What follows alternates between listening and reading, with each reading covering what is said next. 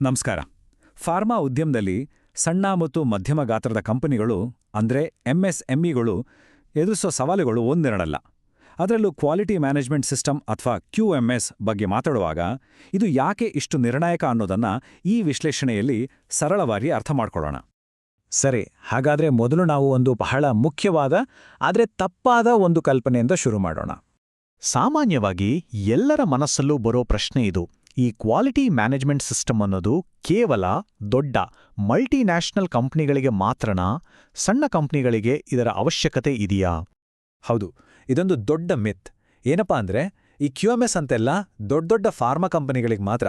ಸಣ್ಣ ಉದ್ಯಮಗಳಿಗಿದೆಲ್ಲ ಯಾಕೆ, ಸುಮ್ಮನೆ ಖರ್ಚು, ಅನಗತ್ಯ ಹೊರೆ ಅಂತ ಅಂದ್ಕೋತಾರೆ. ಸರಿ, ಈ ತಪ್ಪು ಕಲ್ಪನೆಯನ್ನ ಪಕ್ಕಕ್ಕಿಟ್ಟು ನಿಜವಾಗಿ ನಿಯಮಗಳು ಏನ್ ಹೇಳುತ್ತೆ, ವಾಸ್ತವ ಏನು ಅಂತ ನೋಡೋಣ ಬನ್ನಿ. ನೋಡಿ, ಇದೇ ಬಹಳ ಮುಖ್ಯವಾದ ಪಾಯಿಂಟ್. ರೆಗ್ಯುಲೇಟರಿ ಅಥಾರಿಟೀಸ್ ಅಂದ್ರೆ ನಿಯಂತ್ರಕರು ಕಂಪನಿ ದೊಡ್ಡದಾ ಚಿಕ್ಕದಾ ಅಂತ ನೋಡೋದೇ ಇಲ್ಲ. ಅವರ ದೃಷ್ಟಿಯಲ್ಲಿ ಎಲ್ಲ ಔಷಧ ತಯಾರಕರಿಗೂ ಒಂದೇ ಮೂಲಭೂತ QMS ನಿಯಮಗಳು ಅನ್ವಯವಾಗುತ್ತೆ. ಅಂದ್ರೆ document control, deviation management, change control, CAPA ಅಂದ್ರೆ ಸರಿಪಡಿಸೋ ಮತ್ತು ತಡೆಯೋ ಕ್ರಮಗಳು, ಟ್ರೈನಿಂಗ್, ಆಮೇಲೆ ಇಂಟರ್ನಲ್ ಆಡಿಟ್ಸ್. ಈ ತರಹದ ಪ್ರಮುಖ ಸಿಸ್ಟಮ್ಗಳು ಪ್ರತಿಯೊಂದು ಕಂಪನಿಯಲ್ಲೂ ಇರಬೇಕು ಅಂತ ಅವರು ನಿರೀಕ್ಷಿಸ್ತಾರೆ. ಆದರೆ ಇಲ್ಲೊಂದು ಇಂಟ್ರೆಸ್ಟಿಂಗ್ ವಿಷಯ ಇದೆ. ಅಂದ್ರೆ ಏನ್ ಗೊತ್ತಾ, ರೂಲ್ಸ್ ಎಲ್ಲರಿಗೂ ಒಂದೇ, ಆದರೆ ಅದನ್ನ ಪಾಲಿಸೋ ರೀತಿ, ಅದರ ಸ್ಕೇಲ್ ಬೇರೆ ಬೇರೆ ಇರ್ಬೋದು.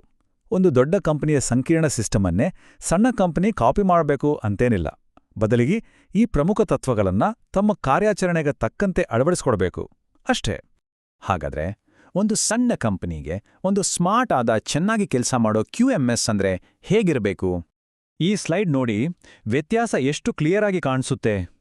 ಒಂದು ಕಡೆ ಅನಗತ್ಯ ಡಾಕ್ಯುಮೆಂಟ್ಸ್, ಕಾಂಪ್ಲಿಕೇಟೆಡ್ ಸಿಸ್ಟಮ್ಸ್, ಮತ್ತೊಂದು ಕಡೆ ಪರಿಣಾಮಕಾರಿತ್ವಕ್ಕೆ ಫೋಕಸ್ ಮಾಡೋ ಸರಳ, ರಿಸ್ಕ್ ಬೇಸ್ಡ್ ಅಂದ್ರೆ ಅಪಾಯವನ್ನ ಅಂದಾಜಿಸಿ ಮಾಡೋ ಸಿಸ್ಟಮ್. ಒಂದು ಎಫೆಕ್ಟಿವ್ QMS ಯಾವತ್ತೂ ಹೊರೆಯಾಗಬಾರದು, ಬದಲಿಗೆ ಹೊಂದಿಕೊಳ್ಳುವಂತಿರಬೇಕು. ನೋಡಿ, ಈ ಮಾತು ಎಷ್ಟು ಚೆನ್ನಾಗಿದೆ. ದಾಖಲೆಗಳ ಸಂಖ್ಯೆಗಿಂತ ವ್ಯವಸ್ಥೆಯ ಪರಿಣಾಮಕಾರಿತ್ವವೇ ಹೆಚ್ಚು ಮುಖ್ಯ. ಅಲ್ಟಿಮೇಟ್ ಆಗಿ ರೆಗ್ಯುಲೇಟರ್ಸ್ ಕೂಡ ನೋಡೋದು ಇದನ್ನೇ. ಸಿಸ್ಟಮ್ ಎಷ್ಟು ಚೆನ್ನಾಗಿ ಕೆಲಸ ಮಾಡ್ತಿದೆ ಅನ್ನೋದು ಮುಖ್ಯವೇ ಹೊರತು ಎಷ್ಟು ಪೇಪರ್ ಇದೆ ಅನ್ನೋದಲ್ಲ. ಸರಿ, ಈಗ ಮುಂದಿನ ಪ್ರಶ್ನೆ.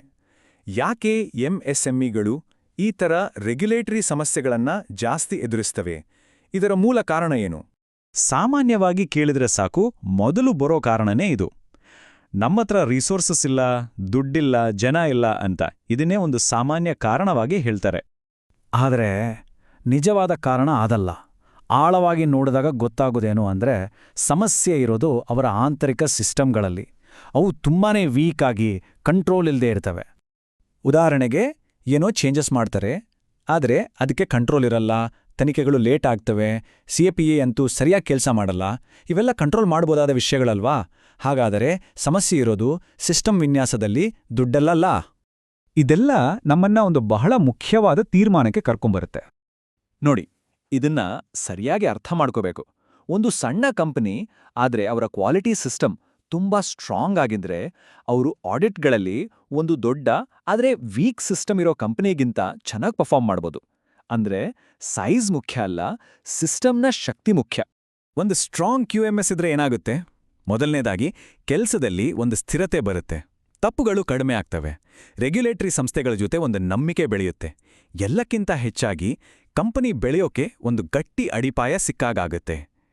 ಇದು ಬರೀ ನಿಯಮಪಾಲನೆ ಅಲ್ಲ, ಬಿಸ್ನೆಸ್ ಸ್ಟ್ರಾಟಜಿ. ಕೊನೆಯದಾಗಿ ಈ ಮಾತನ್ನ ನೆನಪಿನಲ್ಲಿಡೋಣ. QMS ಅನ್ನೋದು ಕಂಪ್ನಿಯ ಸೈಜ್ ಬಗ್ಗೆ ಅಲ್ಲ, ಅದು ಅದರ ಸಿಸ್ಟಮ್ಸ್ಗಳ ಶಕ್ತಿ, ಕಂಟ್ರೋಲ್ ಮತ್ತು ನಿರಂತರತೆಯ ಬಗ್ಗೆ. ನೋಡಿ, ಈ ಒಂದು ಆಲೋಚನೆ ಗುಣಮಟ್ಟ ನಿರ್ವಹಣೆ ಬಗ್ಗೆ ನಮ್ಮ ದೃಷ್ಟಿಕೋನವನ್ನೇ ಬದಲಾಯಿಸುತ್ತೆ ಅಲ್ವಾ?